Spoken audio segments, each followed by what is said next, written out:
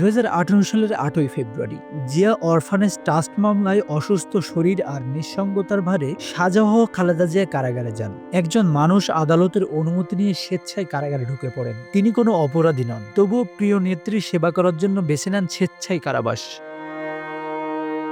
ফাতেমার নিজের সংসার ছিল 2 মেয়ে। বড় মেয়ের বিয়ে দিয়েছেন, ছোট মেয়ে পড়াশোনা করছে। তবুও তিনি বেছে নেন খালেদা জিয়ার পাশে থাকা জীবন ব্রত হিসেবে। পরিবারও মেনে নিয়েছে এই ত্যাগ। কারাগারে ছোট দেখা সে নিঃস্বার্থ ভালোবাসা। খালেদা জিয়ার মৃত্যুর পর ফাতেমার চোখে শুধু কান্না নয়, এক গভীর শূন্যতা। এখন আমি কাকে আগলে রাখবো? এই প্রশ্নের কোনো উত্তর নেই। এটি কেবল রাজনৈতিক অধ্যায়ের শেষ নয়, এটি একজন নীরব সঙ্গীর জীবনের সবচেয়ে বড় বিচ্ছেদ।